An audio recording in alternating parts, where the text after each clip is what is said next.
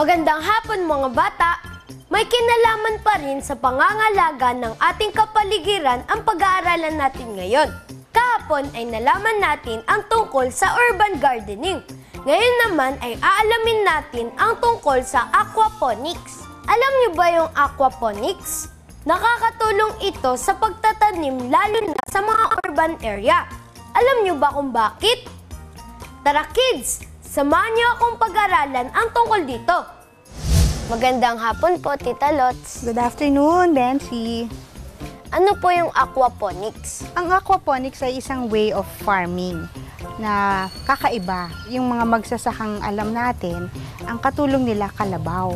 Pero sa aquaponics, ang katulong mo, isda. Bakit ganon? Kasi yung isda na pinapalaki mo siya katabi ng mga halaman mo. Tapos, yung tubig na nanggagaling dun sa isda, pumupunta siya dun sa halaman mo. Nakakataba ng husto sa halaman yun. Tapos, yung tubig na pumunta dun sa halaman naman, after a while, kayang i-purify ng halaman. Yung ugat niya lumalaki dahil dun sa tubig ng isda. Pero in the meantime na nangyayari yun, lahat ng dumi, lahat ng bad things na nandun sa water, napapalitan ng halaman ng mas masustansya at mas malinis na tubig. Tapos yung tubig na yun, babalik naman sa isda. Yung tubig nila, sinishare nila in a way na nakakatulong sa kanilang dalawa. Yun ang basic definition ng aquaponics. Paano po ito nakakatulong sa ating kapaligiran? Maganda kasi sa aquaponics, ano siya, parang organic, di ba? So, dahil yung isda na mismo ang nagpapataba sa halaman, hindi ko kailangan ng fertilizer. At the same time, dahil yung halaman mismo, kaya niyang gawing mas malinis yung tubig, hindi ko kailangan ng kung ano-anong antibiotics na ibibigay dun sa isda. So, mas nagiging healthy. So, dahil ganun yung way of farming nito, nakakatulong to sa paligid natin dahil hindi ka gumagamit ng chemicals. Tapos, kapag may aquaponics ka, hindi mo kailangan diligin yung halaman mo. Kasi yung tubig na galing sa isda, pumupunta sa halaman. So, hindi ko na siya dinidilig. Mag-isa na lang siyang nadidiligan ng tubig nang galing sa isda. So, parang mas matipid siya.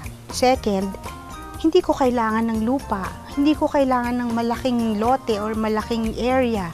Kasi yung tubig na galing sa isda, pumupunta siya dun sa parang, ang tawag namin ay grow bed. Tapos yung tubig na yun, doon na mismo lumalaki yung mga halaman. So, walang lupang kailangan. So, hindi nadideplete yung soil, di ba? So, parang very efficient pa siya sa pagpapalaki ng mga halaman.